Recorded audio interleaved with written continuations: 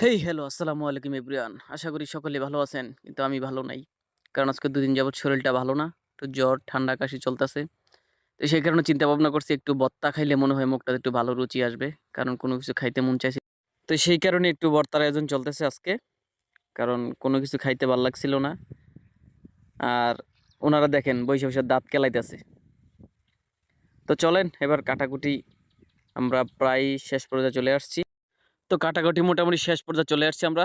তো আজকের ভর্তা আমরা যা দিয়ে তৈরি করতেছি তার সাথে পেয়ারা, শসা, কলা আর একটু ভালো টেস্টি আসার জন্য ভালো যেন টেস্ট লাগে সেজন্য আমরা একটু শুকনা মরিচ তার সাথে এড করব।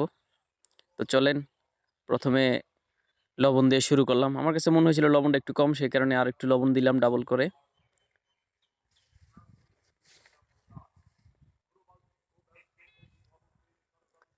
তো তারপরে একটু হাতে তেঁতুল নিলাম। তেঁতুলটা একটু ভালো করে মাখায় দিতে হবে কারণ তেঁতুল না দিলে তো ভালো একটা স্বাদ আসবে না। তেঁতুল তো অবশ্যই দিতে হয়।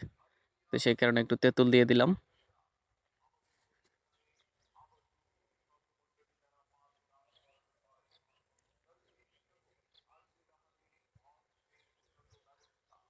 তেঁতুলটার সাথে একটু পানি দিয়ে দিলাম। পানি দেওয়ার কারণে তেঁতুলটা একটু ভালো সুন্দর দেখা যাইতেছে। আর মাখতেও একটু ভালো লাগতেছে। সুন্দর একটা কালার চলে আসছে দেখেন।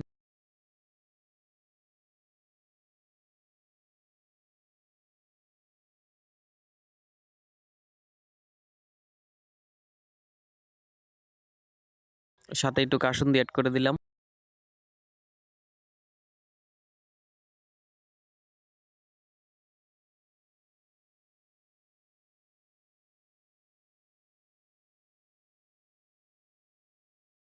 তো ভালোভাবে মাখায় নিতে হবে কারণ যত বেশি ভালো করে ওটা মিক্স করবেন তত বেশি স্বাদ লাগবে। সাথে একটু শুকনা মরিচ দেখতে পারছেন। অনেক জাল ছিল শুকনা মরিচগুলা। অনেক জাল। কারণ শরীর অসুস্থ যদি একটু জালটা ভালো করে না দিই তাহলে আসলে খেয়ে স্বাদ পাওয়া যাবে না। সেই কারণে একটু জালটা বাড়ায় দিয়ে দিলাম যে খাইতে যেন একটু স্বাদ লাগে। আর যারা খাইতে চান তাহলে এভাবে খাইতে পারেন। তো চলেন এবার খাইয়া টেস্ট করার পালা। দেখি খেয়ে দেখি আসলে তার স্বাদ কিরকম ছিল। আর এখানে ভাবতেছেন আপনারা ২টা প্লেট কেন? কারণ একটা প্লেট ওনারা জাল খাইতে পারে না। সেই কারণে ওনাদেরকে আলাদা করে দিয়া আমরা জাল দিয়ে খাইছি, ওনাদেরকে জাল দেই নাই। ওকে? তো সেই স্বাদ ছিল। আর এমনিতে মুখে রুচি ছিল না। জালটার কারণে একটু ভালোই স্বাদ লাগছিল। সেই পর্যন্ত আপনারা ভালো থাকবেন, ভিডিওটি দেখতে থাকেন। যারা ইউটিউব থেকে দেখছেন চ্যানেলটা সাবস্ক্রাইব করবেন।